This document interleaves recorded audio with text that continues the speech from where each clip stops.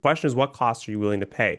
Maybe at the beginning of the campaign, you're fresh, you're ready, you've got lots of things that you can give up. And when I say give up, I mean some of these costs are maybe it's a couple gold, who cares, right? But sometimes the cost might be, hey, you want to get your hand out of the trap, that's a limb. Hello, adventurers, and welcome to Design Journals, a new series where I sit down with Varun to discuss Call to Power. Today, we're discussing the settings. And one thing I think is really interesting that separates Call to Power from D&D and Pathfinder is your focus on the multiverse. So, how does a character get introduced into the multiverse? Yeah, so in short, like Call to Power isn't just about a single world with maybe some different planes that are kind of in the outer like periphery. It's actually more about exploring the universe. Exploration is a core part of Call to Power, and it shows in all of the various mechanics that we have, from the class design to spells. We have all of these like little ways to be, hey, just go to the next world over, go to the next world over. Visiting different like worlds is just a core integral part of the game. And then we also expand it in a different dimension where we also have something called aspects, which is the same world viewed through a different lens. So, for example, like Hmm. in D&D, you might have like the shadow plane, which has all of the shadows, but in Call to Power, you have the shadow aspect, where you would see all of the darkness in the world, but none of the light. So it's kind of a different way of viewing the same reality. That's kind of how these reality alterations happen in parallel to sort of the axis of different worlds, too. That's really exciting. Wow, I like that. So, how would that play out in the game? Yeah, it means players are basically exploring the universe by going not just from country to country, but maybe they're looking for exotic materials in a different world or an adjacent world. Or it means that you want to, as a GM, maybe you just want to have a different setting. Like you want to step away from your medieval fantasy and step into your early Renaissance fantasy. And you can just Ooh. swap over by just having your players step in a portal, going to the next world over, and it's not some huge momentous occasion necessarily. It's a quick sort of detour, 20 minutes in and out, as they say. That's awesome. That gives a lot of tools for DMs, and I think that that allows a lot more fluidity in storytelling. So I'm really excited for that. Speaking of storytelling, what are some of the main themes that make Call to Power dark? Well, so Call to Power is has a sort of core idea in all of its design that nothing is free. Everything that you do comes with a price, whether it's making class decisions. So when you choose a class, you're intrinsically in part of that choice giving up something else. Sometimes it's more overt. So, for example, like the mages have this nice ability called Curse of Knowledge, where they get stronger in one category but give up something else in a different category. And so that's kind of a built-in choice, but then you also have the implicit choices. Like there's a sort of behind the scenes, if you look at how we design the classes, choosing, like, for example, the athlete means you're never getting magic. It's just kind of part of the deal, so to speak, or at least not the conventional kind of magic you might be thinking of. So it's these sort of like different prices that you're paying that's intrinsic to every single character, every single choice you're making. Even when you're doing your world building, there's some guidelines we put about how even if you fail, you might still be able to get through at a cost, at a price. That makes sense.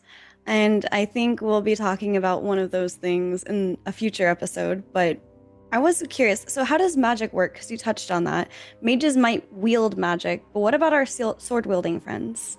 That's a great question. I actually love talking about our magic. I love magic personally, but I think that there's everyone's kind of used to like the D&D style Vancian magic, where you have your mages with their spell slots and they're just kind of slinging spells, their spell slots are empty. So in Call to Power, we really opened up the magic system. So instead of having, I think there's like 12 schools in D&D, we have 20 something. I think it's Wow. 23. Yeah, and it's the mages get access to about 12 of them, and that's like their sort of arcane reservoir pool. So they get full flexibility, no spell slots or anything like that. They have a pool of points they can use every day. However they want to use them is up to them, whether they want to hurl a couple of big spells or many, many small spells. That's totally up to them. And they have a lot of tools like techniques, which are ways to like modify a spell on the fly. So maybe you want your fireball to turn into an ice ball right as it's coming out. These sort of modifications are super flexible, don't require a huge investment from a player, really just giving them choice. So that's like one side of things. But then everyone has access to the other 12 or so schools. So 12 or so schools are available to everyone. And they sort of go back to this idea we were talking about cost, right? Mm. all of these schools are anyone who is willing to pay the price to use these magics can use them. So a good example is actually blood magic or exsanguination as we call it. It's Okay. magic where you pay a price in blood. You give up some hit points and it deals some sort of like magical effect, whatever that might be. And then of course we've got a school of magic for sanity, a school of magic for your ability to speech and ability to talk, for example. It's capturing all the little magics in the real world, but in the game, in fantasy format. It's really exciting. I think anybody who's played D&D has had a one-off item where they could do magic if they wanted to, but this kind of allows even the people that don't inherently do magic be able to tap into that as well. I really like it. It feels like the magic is alive around you and not just a resource to utilize. Yeah. So, I guess with my follow-up question for that would be to what degree would my actions in a session affect the entire course of a campaign? Yeah, so I going back to what I was saying earlier, the choice is like super monumental in Call to Power. Every single decision you're making has to come with a cost. And so Mm. the question is, what cost are you willing to pay? Maybe at the beginning of the campaign, you're fresh, you're ready, you've got lots of things that you can give up. And when I say give up, I mean some of these costs are maybe it's a couple gold, who cares, right? But sometimes the cost might be, hey, you want to get your hand out of the trap, that's a limb. Like that's Oh, you yeah. you have to give that up. And so it's the idea of like these choices that you're making.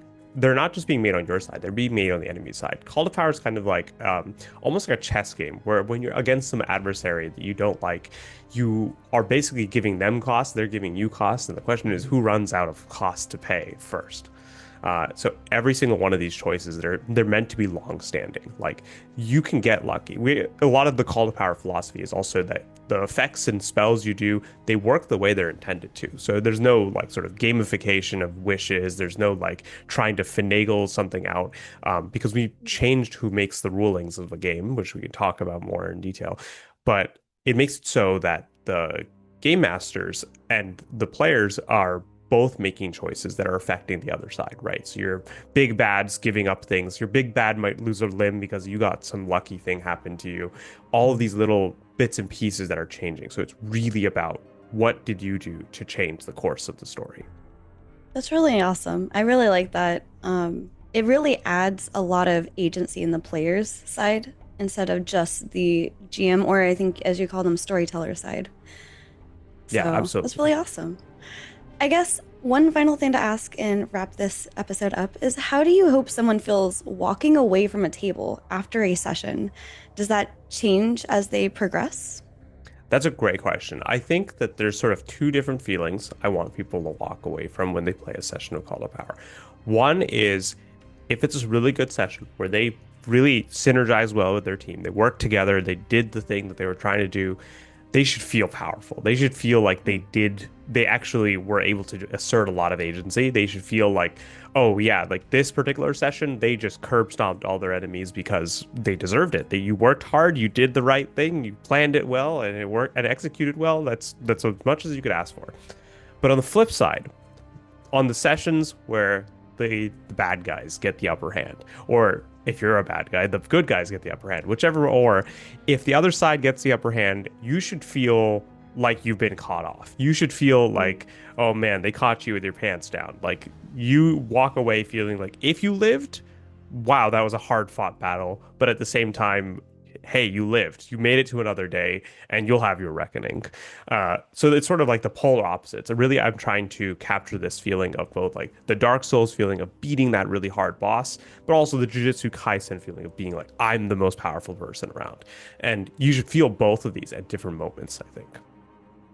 That's really awesome. I'm really excited to get more into everything with you in this series. And I believe the next video we'll be having is on mechanics. So I'm excited to talk about that in our next video. Yeah, absolutely. I'm super hyped.